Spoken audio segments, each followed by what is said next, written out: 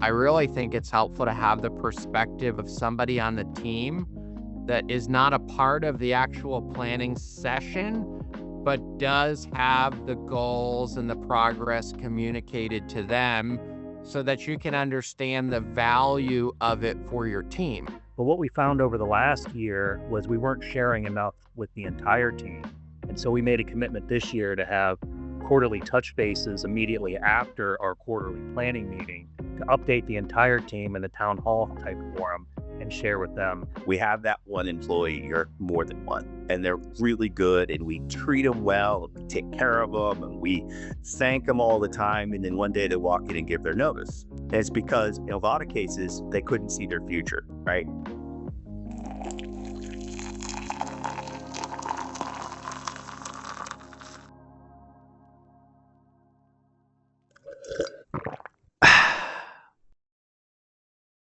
All right. Well, welcome everybody to Coffee Break with Jake. Excited to have you join me here today. And if this is your first time on the call, I want to welcome you. Or if you've been on here all the time, you're glad you're here too. But I want to give you a little bit of understanding on what our goal here is. With the Coffee Break calls, I like to bring together security professionals from all over the country and in some cases all over the world to share best practices, to discuss challenges, to identify opportunities, because I have found that all of the best things that I know, I've learned from other people. And so I'm really appreciative of you all joining the call today and sharing some of the insights and experience that you have. Well, guys, today's call, I want to talk to you about planning. As a small business owner, I have found that it is very, very easy to get caught up in the day to day and the work and the latest crisis and the most exciting new opportunity, hiring, firing, training, all these things that, we're involved with on a daily basis, that can keep us very, very busy, but in some cases, distract us from our goals, distract us from taking time to plan for the future of our company. And for me, becoming more intentional about planning, about pausing to take some time to evaluate where we are as a business, where we're going, has been absolutely critical. And so I want to discuss that topic with you today. I want to let everybody know that if you're on the call and you don't have a very formal planning process, that's okay. I think that you can have an informal process, but a process nonetheless. So I don't want anybody to be intimidated, feeling like the only thing that they can share is, their very formal process for planning. So if you are on the call here today and your business does any type of annual planning or strategic planning or quarterly strategic planning, would you please raise your hand for me? For those on the call that are thinking, oh my gosh, I don't do this, don't worry. You can start planning today. And so what I want to do is I want to unpack some of the processes for planning. We're going to start with Chuck. Chuck, tell us about how frequently your team does formal strategic planning. Yearly. Okay. And when was the last time you did a strategic planning meeting? I'm not a part of that particular group, but I do know that they meet and we have a board. So our board meets and our president submits that as to, which direction we're going and how we're doing. We definitely do that every year. I'm actually really glad to have your perspective on the call. Chuck, what is your position in the company? I'm a inside technical supervisor, so I do all the scheduling of techs and deal with why people systems are beeping at them. That's awesome. Okay. Well, I'm glad to have you on the call, guys. For all of the leaders, managers, folks in the call here that are doing strategic planning or are not doing strategic planning, I really think it's helpful to have the perspective of somebody on the team that is not a part of the actual planning session, but does have the goals and the progress communicated to them so that you can understand the value of it for your team. I'm excited to talk about the value of it for the folks on here that are owners or executives or managers. But I think that there's a real value to your team understanding what the goals are and where you're at. And so, Chuck, Can you talk to me about, without, you don't have to get into the nitty gritty details, but talk to me about what kind of goals your leadership team shares with you, and how you value that as a stakeholder within the company. We all have our Beautiful. strategic map. So as a as my department, I have to submit any budgeting requests and I help out with different initiatives. But everything is put to our strategic map. So if it doesn't fall into the map, then it's got to have a pretty strong reason. But yeah, they share all those goals. We're a part of that goal making process as well. And certainly as a department lead, I have to submit, my requests. Oftentimes it's matched year to year. And if there's something new, we got to put our case and argument together. So, a couple of things. Number one, Chuck is not the ultimate decision maker, but he's contributing to the decisions being made. So there is some involvement of the team in putting together these strategic plans and these goals. I like that perspective that you're sharing on this, Chuck. For those on the call, I'm thinking that there's probably going to be an opportunity for us to do sort of small and group meetings, where we could dive into things like that in more depth. Because Chuck, you have a beautiful chart there, and it's not going to translate to this call. But if you'd be interested, if you guys can, if you could throw into the chat, if you would be interested in participating in like an in-person event where we do these types of things, throw that into the chat, just so I know. John Tanner, we talked about this briefly the other night. You guys do strategic planning. Can you talk to us a little bit about your process for it and how much time you dedicate to it? Yeah, so we have several layers of kind of strategic planning, right? We have company strategic planning where we create an environment called big dot goals. So as a senior leadership, we kind of create three real key organizational goals for the year, high level, very high level. Then those goals are disseminated out to the company, and teams break into smaller groups to figure out how they can align their activity to support one to all of the big dot goals, right? So it's a ground up. We kind of set the high level bar, says, hey, this is what we're looking for.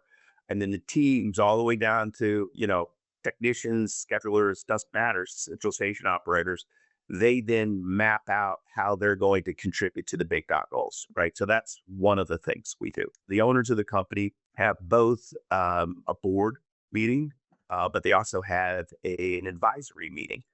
Their advisory board are people that they have chosen in their industry that they feel represent similar values, to kind of review where they think they want to go with the business or some of the roadmap hurdles they're trying to get over. And some of those folks on that advisory board aren't even in our industry. They're in similar industry, family owned businesses. There's a lot of similarity and challenges there, multi-generational, that kind of thing. And then the last layer, and this happens, and those things happen. So the big dots happens annually, and then it's broken down quarterly, and we review it quarterly, just to make sure we're tracking. The board meetings are once a year, kind of out of sync with each other, kind of at opposite ends of the calendar.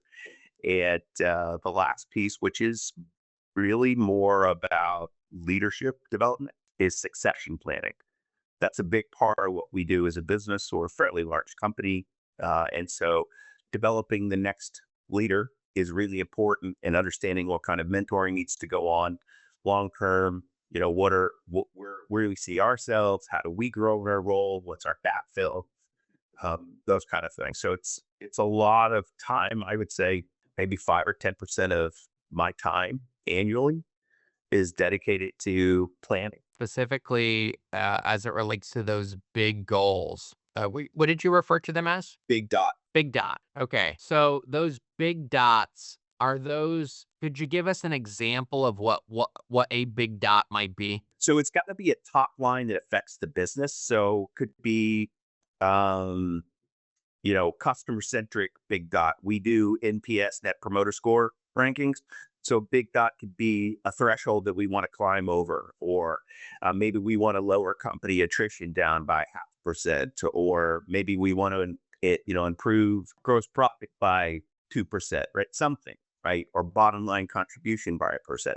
And so those big dot goals are kind of strategically pointing the company in the right direction. And then as the teams go, they go, well, how can we support this? What can I do as an individual every day to align my practice or what I do with that goal, the success of that goal? That's really the element at the end of the day is you have to get the individuals to understand what is it they do because often it's too they just don't understand what they do every day and how it actually contributes. And getting them thinking about that really empowers them to make pretty, they come up with a lot of initiatives. It's pretty interesting to see what we get. And it's great because it's all identified, established. How are we going to track it and then track its success? Yeah, I think that aside from setting goals as an organization, planning to reach them, even just personal goal setting, as I was driving. Gosh, the traffic out there is brutal, by the way, John. I mean, I got some good audiobooks in this week, but of course, on 1.5 times speed because I don't have the patience to listen to it at the normal speed. But one of the books I was listening to is a book called Grit, and one of the concepts it was talking about was this idea of setting these. We'll call it. I don't know what they referred to it in the book, but we'll call it big dot, right? And then underneath of it, defining the little dots that kind of help you get to that. And so, for those of you that are on the call that may not be leading an organization but maybe setting personal goals for yourself, these same concepts really apply. It's very hard to achieve a big goal without defining the steps to do it. And it's very hard to do that as an individual. So you can imagine how hard it is to reach any kind of meaningful goal when it's too difficult for all the individuals within your company to understand their role in it. And that's why it's so important to set these big goals, and then help folks understand, the way that you get there. John, you talk about succession planning. For the folks on the call that are managing people, this is a challenge for me now as a leader. We have, I would say, a relatively flat company, right, in terms of, I guess, management, and that means that when somebody needs to be replaced, I still am involved in it. Or when somebody needs to move into another position, I'm still very involved in it. John, when you're doing succession planning with your team, are your managers, let's say that you had a service manager, are they each aware of the fact that you are working with folks within your organization to kind of coach them to potentially grow into that role? And does the service manager understand that? And how do you kind of get buy-in from folks in the middle to appreciate the importance of helping folks below them kind of rise up into those positions? That I don't know if I asked that question very well, but I hope those listening can understand that as you grow as a company and you have middle managers, there can sometimes tend to be, I guess, a little bit of an internal conflict, especially if you're not a very big company. Those middle managers may worry about somebody below them that could grow into your role. So John, how do you guys manage that as an organization? Yeah, no, I mean, it's a good question. I think the first thing is, you spoke about it for a second, is that you said your organizational leadership is flat, right? And what we're referring to is kind of the leadership pyramid you see in most organizations with a CEO or a president at the top. That's really common for companies, especially companies that are growing, right? Because as you grow, more people take on responsibilities, and it finds that you're dealing with more people on a daily basis, right? And so the only way to kind of reset that is to spend time annually, look at it, and kind of pull people into key roles. You start off with looking at your organizational chart, map it out, go in Visio, maybe, PowerPoint, whatever, and map out what it looks like. Leadership structure, who's where, how do they report up, what's the team. It gives you great insight, right? I think at the end of the day, A lot of the companies tell you that, managing more than about, depending on what level you're at, right? If you're an actual manager, managing more than probably 4 to 6 people becomes a challenge because you just don't have enough time to focus the energy to help them grow. So mapping that out to see where those gaps are, where those, choke points are, is really helpful to visually see it. The other thing we do is we invest in our up and coming leaders, folks that we've identified as potential candidates that show an interest, that want to grow. We hold 2 training sessions a year, I think 9 weeks and 16 weeks, respectively. One is an entry level position into kind of manager, supervisor level, right? And then the other one is more of a management level training. They meet once a week, for about 4 hours, and they come up with strategic goals within those meetings to kind of grow their expertise, learn how to manage, learn how to create programs, develop people. And so we invest in our folks in that regard because it's so easy. I should say it's much easier at the end of the day. It's not so easy to take somebody that's within your organization that has great potential and move them up with some mentoring and training because they know your culture, right? That it is to bring somebody in from the outside and they have to reformat to your experience and your culture. And that's a hit or miss these days. So investing in your team is important. It really is at the end of the day. And that's part of what we do when we do succession planning is really mapping out what we see, who's where, how many people do they have reporting to them, what kind of training do they get, have they been enrolled, do they want other opportunities. I actually see this particularly when I'm hiring young people.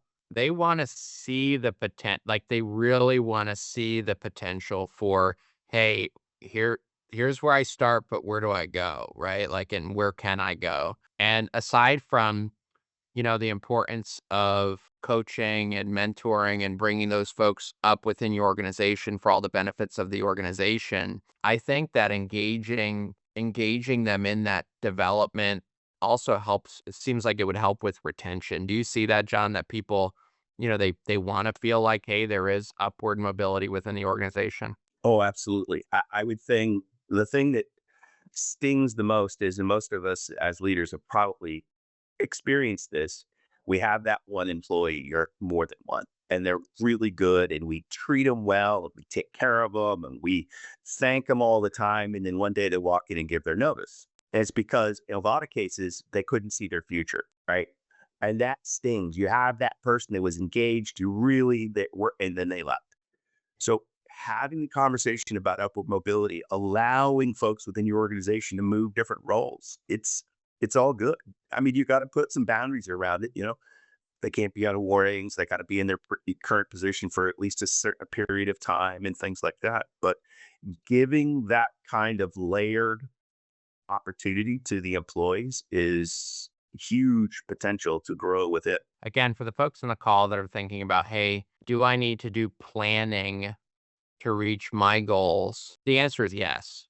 You do need to plan to reach your goals. But by involving other people within your organization in planning, you can help them reach their goals. Because we all have to realize that we have goals, right? We want to achieve certain, things. But everybody that we work with likely has goals and aspirations as well. And so this planning that we're talking about is not just for achieving, you know, higher gross profit. Our planning here is also about, hey, how do we get the most out of our human capital and how do they get the most out of their career with your company? Guys, I want to jump to an important question.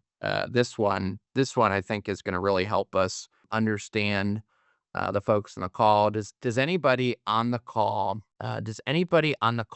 have a goal for their company this year? Do you have a goal for your company this year? Eric McKim, thanks for jumping on. Eric, can you tell us what the goal is for your company? Yeah, hey Jake. We have several goals. We sit down quarterly, and then we have one big annual planning session that breaks down our quarterly rocks. But fundamentally, our big goals for the year are centered around Getting the right people in the right seats is probably the biggest one, and then hitting our RMR, revenue, and EBIT targets. And you don't have to share what those targets are, but, can you verify you have very specific RMR and EBITDA targets for your company? Oh, down to the person, very specific. This is something that I think that originally I was always hesitant to share too much financial information with my team, right? Like it's like, hey, you're involved in this, you're doing this, but like, we don't need to talk about how much money the company made, right? Like that's can be especially for a small company, an uncomfortable conversation, right? It's like, well, wait, how much business did we do, right? Like, how much of that Yeah. pie am I getting? Yes, we were in the same boat too, Jake. We actually started sharing that data about 3 years ago.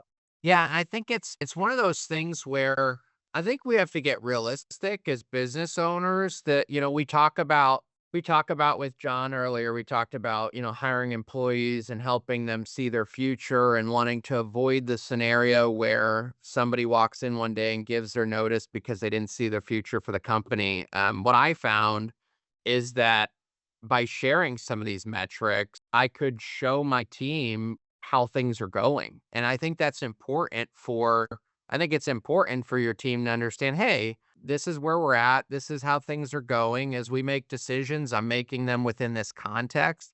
Can you tell me about your decision to start sharing more openly and how that was received by the folks within your organization? Sure. So initially we did it with the leadership team, and it was received very well. Really, our ops director, I don't think understood the ramifications of some of his actions, and how, as we're looking forward and planning, it was like, look, Chris, we can't hit our targets unless you hire more technicians. Or, that's when he dug into tech efficiency to understand, what was going on and why we weren't hitting our targets. So that was critical. But what we found over the last year was we weren't sharing enough with the entire team. And so we made a commitment this year to have quarterly touch bases immediately after our quarterly planning meeting to update the entire team in a town hall type forum and share with them. We don't share with the entire team the profit targets. They just don't understand reinvestment and taxes and how all that works. But we do share 100% of the financials with the leadership team. I think that's an important distinction too, right? Like, especially as you have folks that are more involved in moving the needle on those financial metrics, it's critical for them to know. But then there are some folks within the organization that, if you focus too much on top line revenue and gross profit, and they hear, oh gosh, our gross profit was how many millions, and like, wait a second, how much am I make? Like that may not be a beneficial conversation. Now, the folks in your leadership team understand that gross profit is not actually, how much Eric is bringing home every month. Gross profit is just a piece of it that we can continue to try to keep more of a share of. Right? You shared that you have some goals. How do you handle not reaching those goals? So, like, as you're doing your quarterly check-ins with the individual folks in your team, could you give any and before I ask this question, I wanna say this. I think that it's very important for anybody on the call that's doing goal setting to set realistic goals for their team, um, because if you consistently set unrealistic goals, then they're just going to be discouraged and they're not going to feel like they can achieve any of the goals that you set for them. As an example, on our last company wide meeting, I explained to my team, my goal is that we sell to 100 out of 100 of the SDM 100, right? And it's like, if I told them, hey guys, my goal is to do that by the end of this year, everybody would be totally bummed if by the end of the year we were only selling to 15 of them, right? But what I explain to them is, hey, this is a long term goal. right? This is a long-term future vision goal, right? Like vision. And it doesn't mean that we're going to sell to all of the folks that are on the list now. It may mean that we're going to help folks that aren't on the list displace the folks that are on the list, right? And our goal is vision, big vision. We're going to do this. Now, if I told them, I expect you to achieve that by the end of this month, all of them would be like, dude, you're crazy. That's an insane goal. I can't do it. Right. But if I tell them, hey guys, our goal is to get 20% of our revenue to video surveillance, right? And that was a goal for us. That was to get to 20% of our gross revenue tied to the video surveillance category. And then every time we have our monthly call, we track it. And we went from 10% to 15% to 18% to 25%, right? We had an achievable goal. It was a stretch. We had to stretch to get there. We could communicate our progress on it. We could continue to push towards that goal. We reached it in about the time that we'd set for it. We exceeded it and crushed it, and the team is now motivated, right? So that's a good scenario, right? On the one hand, we have a goal that's big and lofty, and I like to kind of call those, kind of grand vision goals. And then there's these goals that I think are um, concrete and achievable and important to making progress towards those kind of big vision goals. But sometimes we don't hit it. We miss the mark, right? And so, Eric, can you speak to how you handle with the team missing the mark on some of these goals? Yeah, I think you nailed it, Jake. The last year, and we track this, so we shoot for 80% strong on our goals, and last year we hit 40% of them. As we did our timeout reset in January, it was determined that we needed to exit our sales director because a big component of that was him, and the whole focus for the year was centered around sales. So what we do is we set our longer term goals, we break it into annual goals, further down into quarterly goals, and then every week we meet to talk about issues and if we're on track or off track according to those goals. So, we know relatively quickly and we attempt to hold the folks accountable, but really that's why I said our biggest goal is getting the right people in the right seat this year. That way, those SMART goals are truly achievable because with the right people, I believe they will be. Yeah, and so some of the greatest advice that anybody ever gave me on firing employees. Right, we talk about separating from your sales director. They said, Jake, nobody should ever be surprised by the fact that they've been terminated, right? Like it shouldn't come as a surprise to them that they weren't reaching their goals. And so, when we talk about this goal setting and we talk about realizing, oh shoot, we had an expectation that we were going to sell this much of that, and supply chain issues have impacted it, right? Or something that we couldn't foresee came into play here, or our sales leader was not doing what they needed to do, right? I think that speaks to the importance of having regular check-ins with the folks that are responsible for achieving the goal. We talk about setting these annual goals. I have weekly one-on-ones. I just again, John, speaking to the flat organization, I'm still filling the role as sales leader within the company, which I enjoy, but I also don't like, but I also think that there are folks that, one day will be better than me at that. That's how I'll say how I feel about that. What I realized is that there are folks that don't look at their numbers sometimes. And if you don't do regular check-ins with them, they can be totally surprised by the fact, like they're putting in in their mind, they're putting in 100% effort, but they don't know that they're not reaching the goal. In their mind, it's like my goal, and for a lot of folks, and even for us as individuals, as leaders, it's very easy to feel like, hey, if I'm putting in what I perceive to be 100% effort, then that's enough, right? Like I'm super busy, I'm putting in all this work, but unfortunately, as leaders and and our folks, we don't get graded really on effort. As to some degree, effort's important, but we get graded on results, right? Like at the end of the day, if we have a goal, we have to reach it, and I think that speaks to the importance of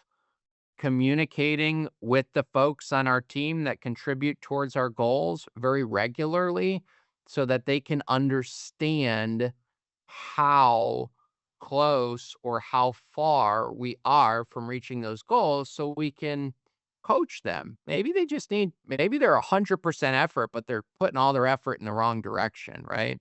Um, Maybe we need to get them additional resources, right? I think you spoke about I don't know if it was a service manager or a ops manager, but he had to realize that without hiring additional techs, you couldn't reach the goals, right? But like with check-ins, it sounds like you had a meeting with him and explained, hey, look, dude, here's our goal.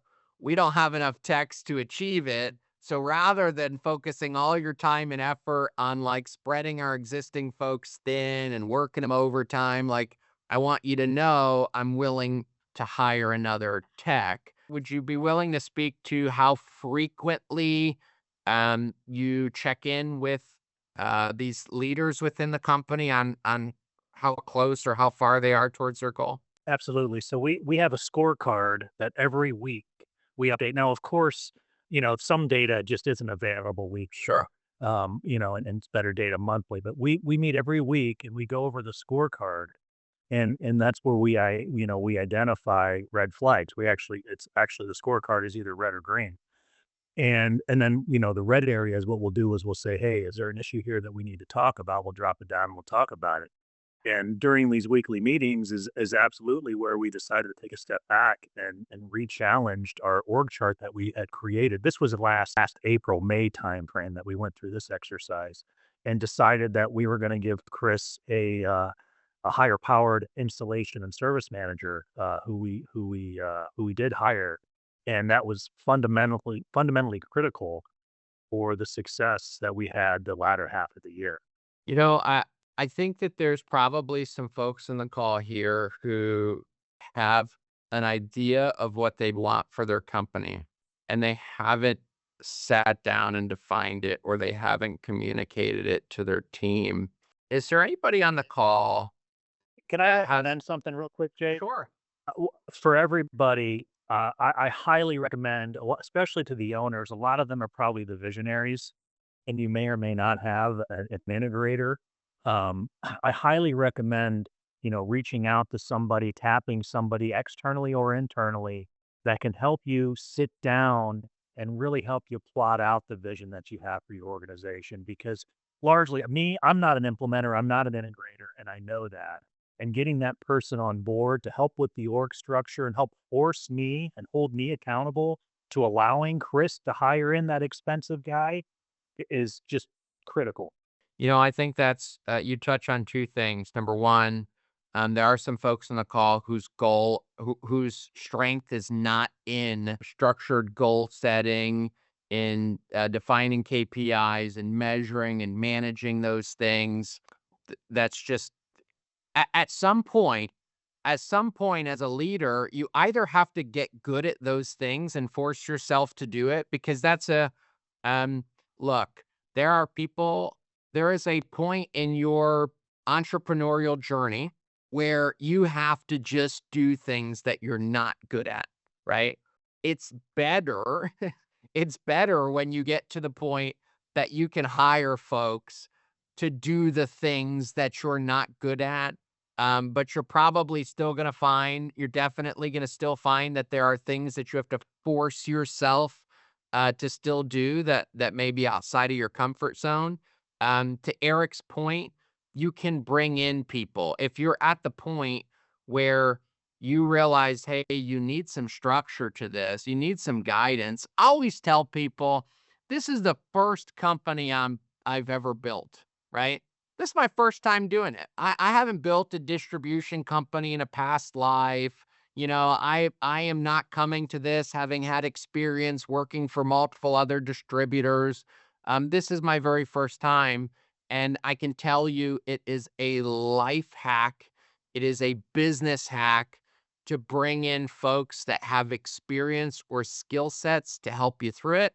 I know Robert's in the call, but I think he's camping. Robert Fuse in the call. I've worked with Robert, and Robert, I want to thank you for some of the work that you've done with me and with my team, helping us to kind of map out our goals and helping to coach some of my management folks and helping hold us accountable, because that's the other piece of this that Eric talks about is accountability. I find, and if this hits too close to home for you, I don't mean for it to offend you. I find that most of the small business owners that I talk to have goals and expectations, whether they've written them down or not. They have goals and expectations which they fail to communicate to their team clearly and appropriately, and or they don't do it with enough frequency, and or they don't provide any level of accountability and check-in and coaching and correction and mentoring or adding in additional resources. And worst part, and this part may hit some of you really close.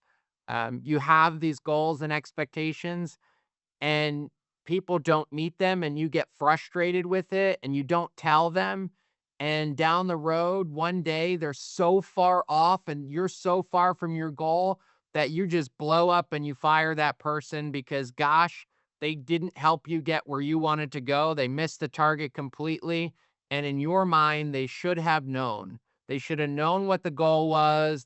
Or they did know what the goal was. They should have known how to get there, and you've given them 3 months, 6 months, 12 months, 3 years to get to the goal. And you've been such a nice guy by letting them miss the mark over and over and over and over again. Gosh, Mr. Nice Guy is gone. That guy's got to go. Sorry, I have to give you some hard truth here. You weren't actually that nice to that person for 3, 6, 18 months, 3 years. You actually failed them as a leader.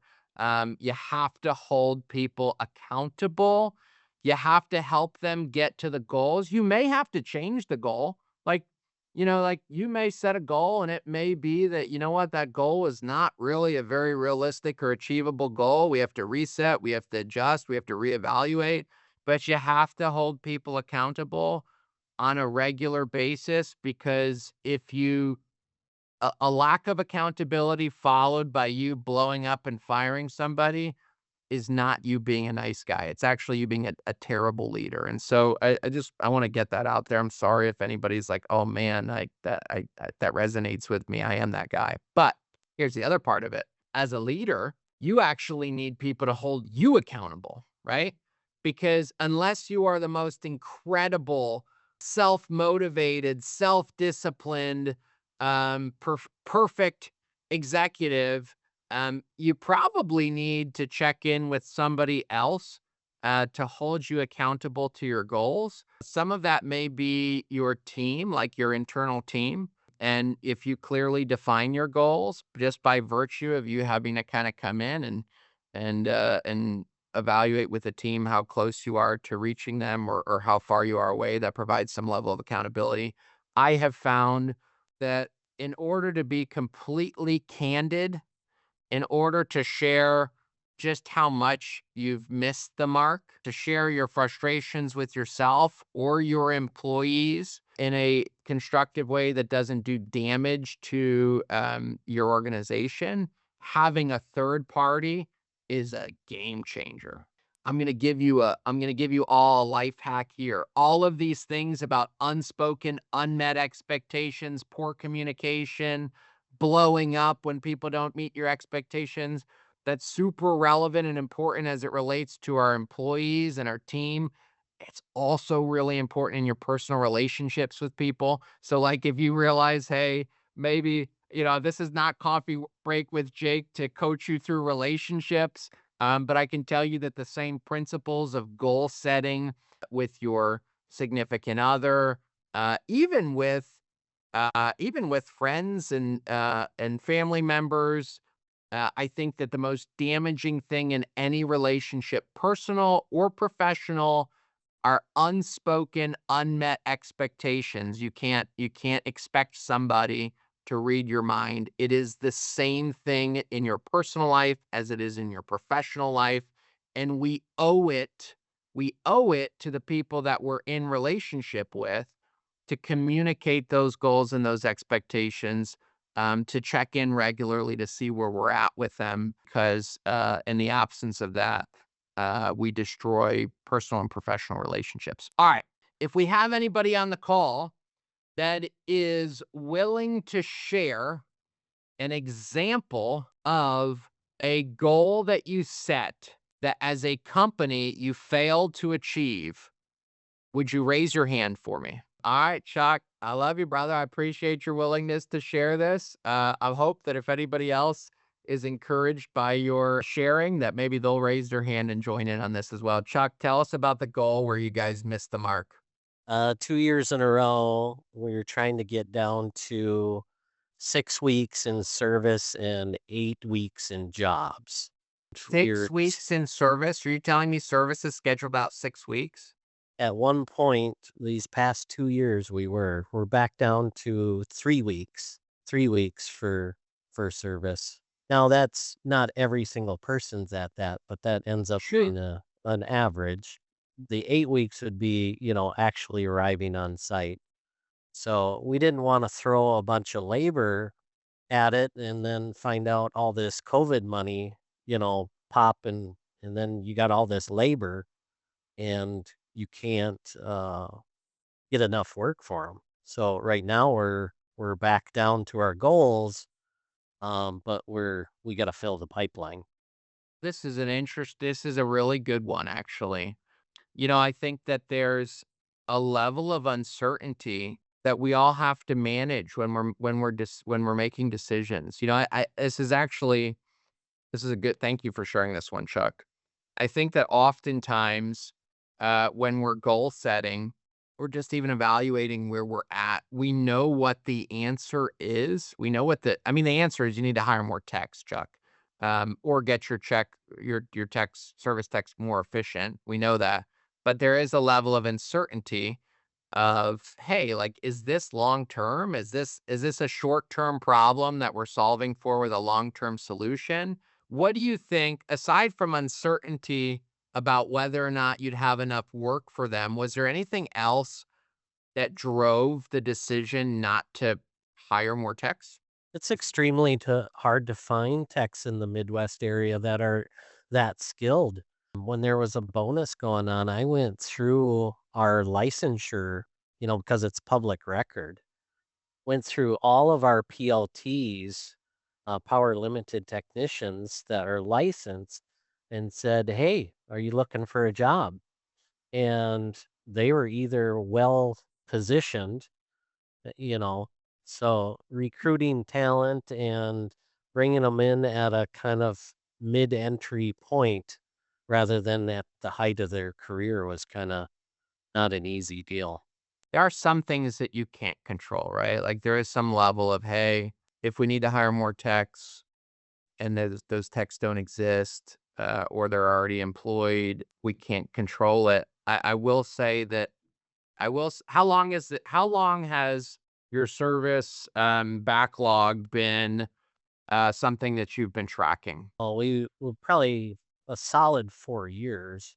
So, I don't know if it's been a problem for 4 years, but it's certainly, I think safe to say it's been a priority for 4 years. John's talked about kind of apprenticeship programs and things that they've done there, at American Alarm, and I think that as we do strategic planning, guys, sometimes we have to recognize the problem that we're gonna have down the road.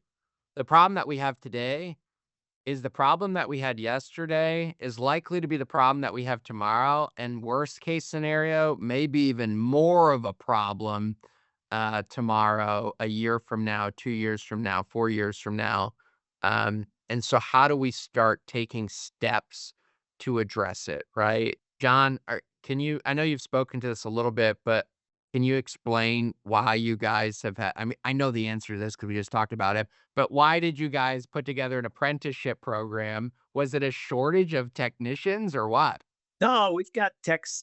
We have so many techs in New England. It's ridiculous, right? No, I think you said it best. The problem that's today that was yesterday is going to be the problem tomorrow, right? If you track this as a business, if you'll get to a point where you'll have kind of a turn rate in your employee base, right? Especially in your technicians, just turn.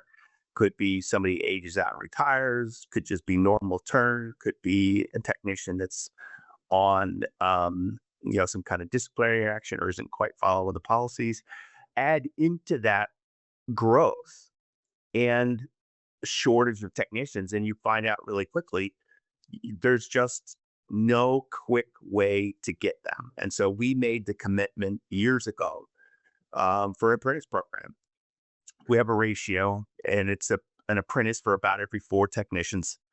The ratio we use, it's a multi-year process. So if you think about it in the terms of cycling, we have three in the cycle at all times, not in total, but first year, second year, and graduating, right? So we've got someone that's just starting, someone that's just finished year one and starting year two, and someone that just finished year two, graduating, and they'll be getting their license. And so when you think about in terms of a tech, right, you think, all right, for every four techs, we need an apprentice. For every apprentice, we need three apprentices, right? Because you want to maintain that ratio. So it can get pretty unruly pretty quickly. But the great news is we built a manual, an apprentice manual. It follows them all the way through their multiple year education. It's got check off points, testing. It goes into their employee file. You can determine pretty quickly where they're at, whether they're going to be successful. And the ones that you get at the far end, even if it's, let's say your best is 30 or 40% you produce is a licensed person that sticks. They are on board. They know what it is. They know the culture. They've worked with the key elements. They know your customers, your products. It's powerful, but it is a long-term play. There's a lot of cost up front that you're not going to get any return on for a couple of years. I think this is I think this is a good example of planning that is not necessarily solving for a short-term goal or an acute issue. A lot of times, I think that, look, our acute issues are the most painful, the most obvious. We want to solve for them right away, right? Like, we have a great tech, and this guy quits. This guy's moves away. Whatever the case is, you need a tech. That's an acute issue, right? And so we need emergency treatment for that, right? We need to get somebody right away to fill this position. I think that if most of us look at what issues are acute issues, if we start to track them, we realize that it's actually not as acute of an issue as we think it is. Like, it's happening time and time again, right? The last time we had a tech quit, we didn't have somebody that could fill in. And the time before that we had somebody move away, we didn't have an issue, we didn't have a tech. Now I think labor, I think our workforce is the easiest one to kind of look at that way, right? But I think that there's also the same could be said for many of the folks in the call for their cash flow. A labor reserve is not all that unlike a cash reserve. Being prepared for those times when you might get slow paid, right? I talk to so many folks that they're in and I mean this in the most sensitive way. They are in a financial situation because a contractor is slow paying them. If I really asked them, hey, the last time a contractor slow paid you, were you also 30 days, 60 days, 90 days late on your payables? Well, yeah. How about the time before that? Well, yeah, man, we almost went out of business. Okay.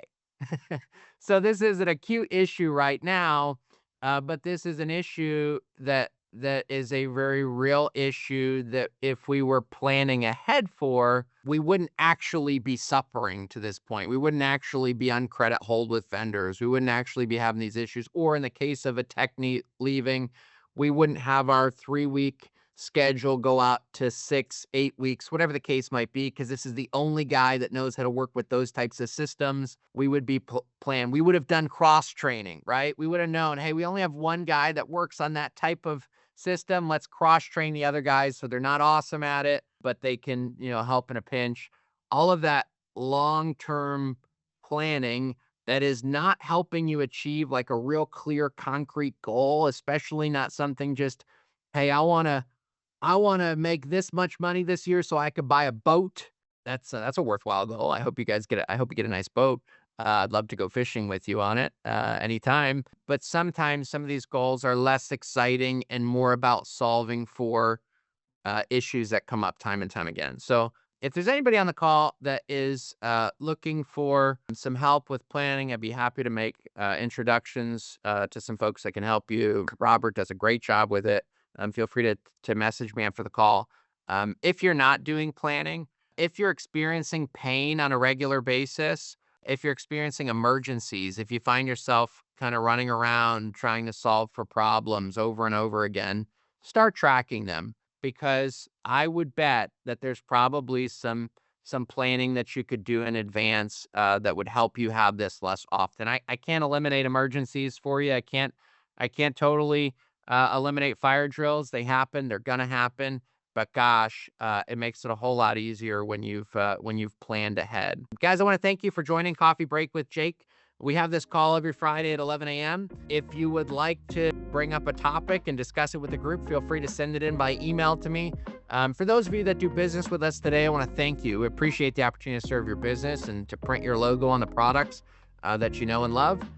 If you don't do business with us today and would like to learn more about it, send me an email. But whether you do business with us or not, you are always welcome on this call. I'm so glad to have you here, and I wish everybody a wonderful Memorial Day weekend. Hope to see you next week at 11. Thanks so much, guys.